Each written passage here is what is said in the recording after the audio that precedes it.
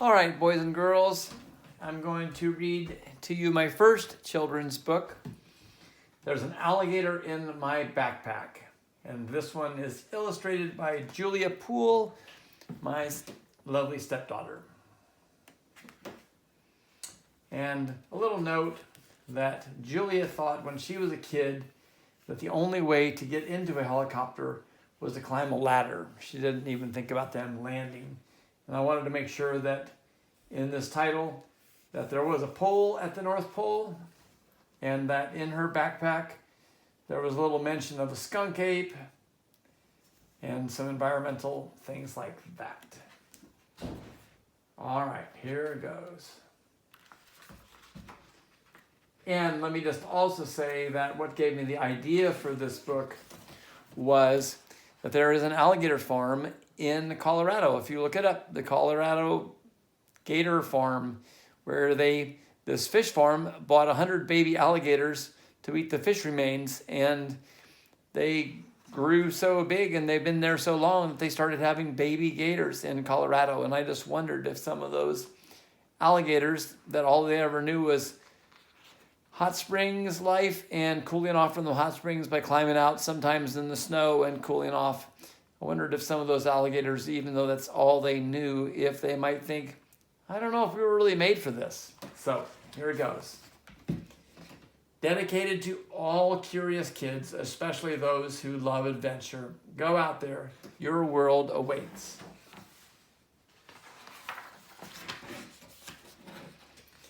My name is Annie. My parents named me after Mom's favorite bird, the anhinga.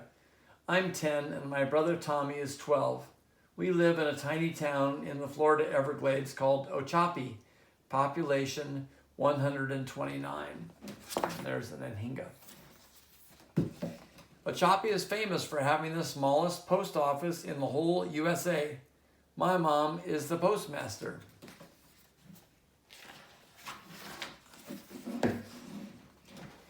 It all started when I brought home a flyer for an essay contest. I ran inside to show Mom and Tommy. Essay competition, alligators at the North Pole. Look, I said excitedly. The alligators helped Santa pull his sleigh.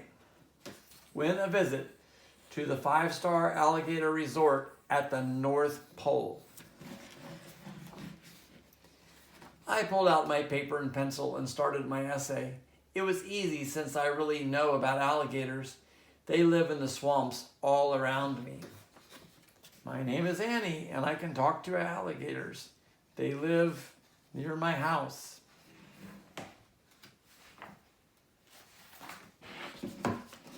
Soon I finished writing my essay and put it in the mailbox at the end of the driveway. I put the flag up. Each day after school, I would look inside the mailbox to see if I had won, and every day my smile turned into a little frown because no news of the contest came. See the little ant in the mailbox? That's how empty it is. But on the June 21st, the first day of summer, I opened the mailbox and there was the letter, Anhinga Barton, contest winner. Oh, she's so happy.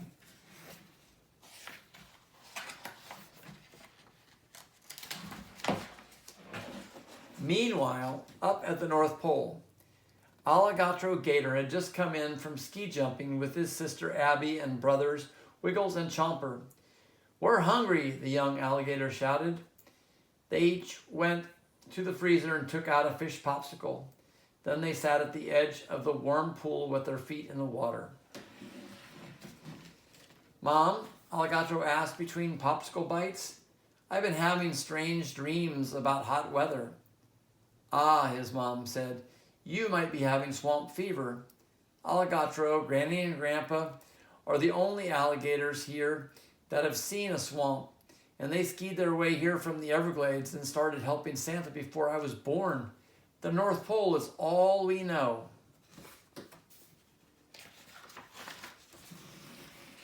Now give me that nice smile of yours, Alligator, and go back out and see if you can find your sisters, Gabby and Speedy. They are late for snack. Alligator Gator gave his mom his best smile, put on his ice skates, and went out to find his sisters. Alligator tried to forget about his dreams.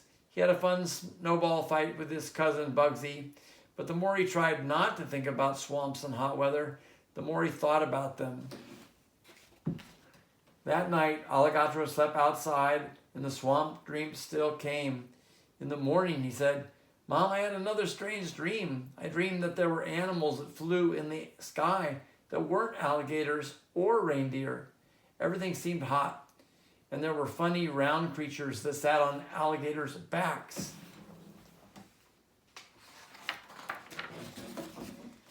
"Bird and turtle dreams now," his mom shook her head and put a thermometer in Alligator's mouth. She then got out her tape measure. "Lie straight and let me measure you. Wow, maybe it's not just swamp fever. You are growing. Look, you've grown another foot just this week. You have been eating a lot," she said. She turned to his sister, Alligator, and said, "Pretty soon, Alligator will want to run off and explore the world. He's so curious and loves adventure." I love that she put "wash your claws" in there. "Yes," her sister agreed. "He reminds me of my girl, Alligator. She loved to travel, but she came back because the North Pole is the best place for a modern alligator. I say give him a hug and tell him to go explore the world while he is young." "I don't know," his mom said, shaking her head. "Don't worry," Gilda added, "and tell him to write. We all love getting postcards." "Trip to Giza." Her daughter, Ula, sent her a postcard. Meanwhile, back home, we were busy packing. We loaded up our van and drove into Canada. We drove so far north that the road ended. Okay, they start off with palm trees and then they end up with snow on the trees. We climbed into a helicopter and flew over the ice and water. We even saw a polar bear. Finally, we reached the North Pole. Our helicopter landed next to a most amazing ice palace. Santa and Mrs. Claus met us with big smiles. They showed us our rooms and then climbed into the helicopter. "Off to Mexico, we're going to the beach," Santa said with a chuckle. They're in beach clothes. Alligators ski jumped high over our heads. Others ice skated round and around. A few climbed out of the hot springs with steam rising off their rough bodies. Snowballs were flying everywhere. All the alligators looked happy except one. "I don't think that one wants to be here," I whispered to my mom. "See how he's looking at me? I think he wants to come home with us." "Don't even think about sneaking that alligator out of here, Annie," Mom warned.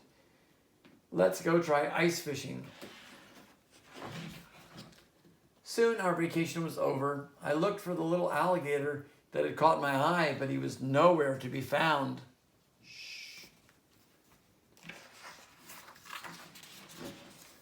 On the second day driving home, I saw something move inside my backpack.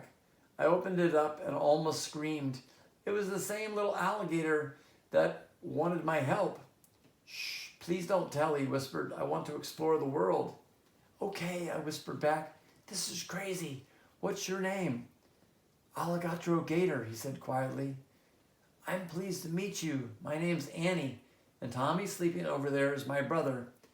Alligator nodded and ducked his head back into my backpack. On the third day, our van started making a thumping noise. "Flat tire," Dad said, pulling off the road. But when he tried to loosen the tire, it was on too tight. He tried and tried, but couldn't turn the lug nuts. "Let me help," Alligator whispered to me. "This happens with the lug nuts on Santa's sleigh sometimes. We alligators are known for our tremendous grip." Dad," I asked, "I think I have someone who can help." Then I held out my backpack. Alligator poked his head out and smiled. "What?" Mom, Dad, and Tommy all shouted all at once. "Did you kidnap this alligator?" Mom asked. "No, I just found him in my backpack yesterday.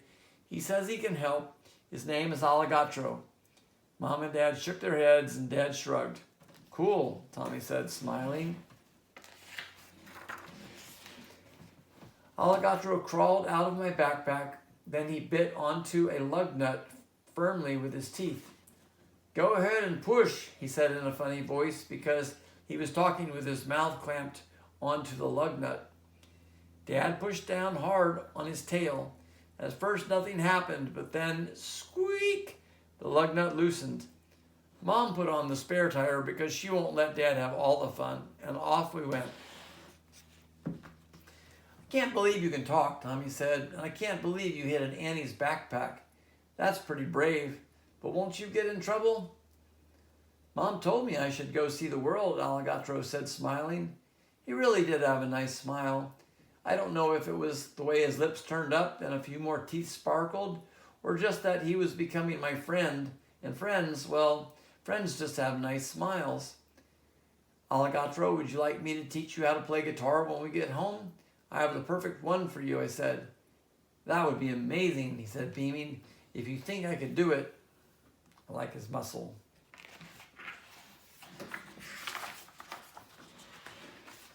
As we drove along, we played I Spy and the alphabet game.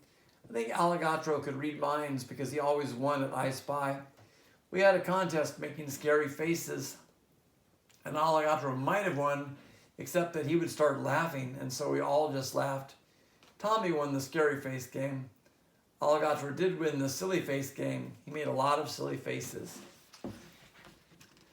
Alligator and I took turns drawing pictures of our homes and families. He was so excited when we told him about the Everglades and all the animals we had living around us. Yeah, see, he's got snowmen and ice palace, and they live in the swamp.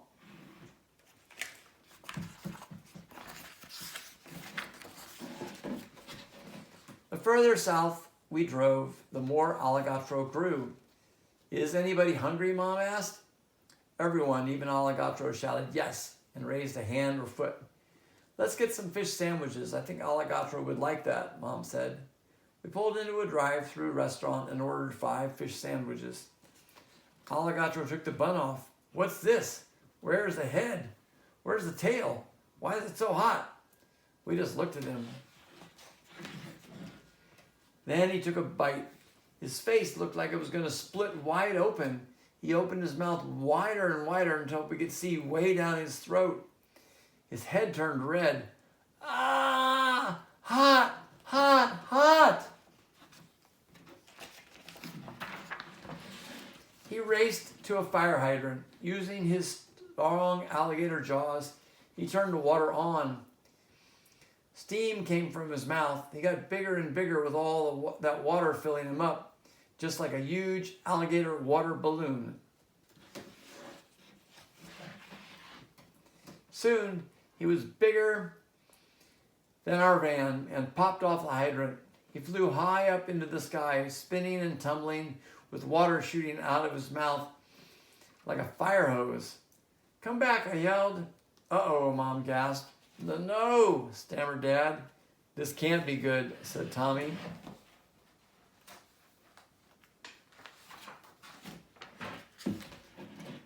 Alligator sailed over the Statue of Liberty in New York City. He tore by the Eiffel Tower in France. He passed grandly over the pyramids of Giza in Egypt. Alligator arced wildly over the temples in Angkor Wat in Cambodia. I like the monks there. He flew over Mount Fuji in Japan. Up and up he went until he floated by an astronaut on the moon. Alligator waved and the astronaut waved back. It was so cold up there that the water shooting out of his mouth was turning into ice cubes and snow. Wow, look at the Earth way down there, huh? And then Alligator fell back to Earth and landed right next to us. Slowly, Alligator climbed out of the crater he'd made and dusted the ashes off his skin. Are you okay, Tommy asked. Are all the fish you eat that hot? Alligator asked. If it's too hot, we just blow on them a little to cool them off, I said, trying to be helpful. Look, it's still on fire. Alligator had to ride up on top of the van because he'd gotten so tall with all that water. Mom made a seatbelt out of some ropes so he wouldn't fall off. I wondered if he was using the seatbelt because we heard a lot of clumping around up there. Other cars were honking at us. I don't think he's using the seatbelt. The next day, we finally made it home to Ochopi. It's just like my dream, Alligator shouted. I can't believe I get to explore out there. I can't wait to catch a fish.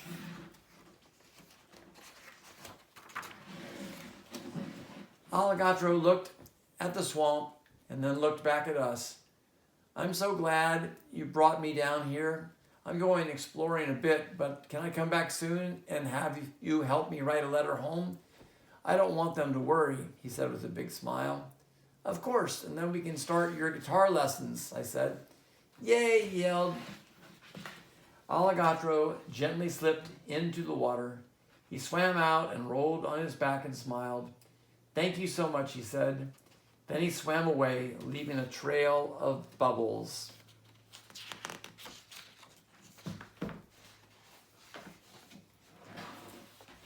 Quiet down, everyone.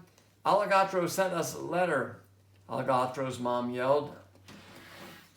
Dear everyone, I made it down to the swamps. I snuck into a little girl's backpack, but don't worry, I was polite and safe on the trip to Florida. I actually went all the way to the moon. I'm also learning guitar, and I have my very first concert next week. I sure would love if you all could come and see it. Alligator's mom put the megaphone to her mouth. Road trip, she bellowed.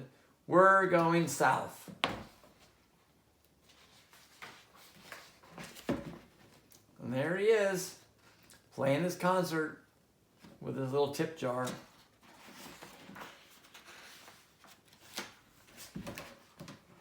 And on the back cover, Annie is, instead of being on her paddleboard, she's standing on Alligator, and she's helping out by paddling a little bit as they go through a cypress swamp. Hope you enjoyed it.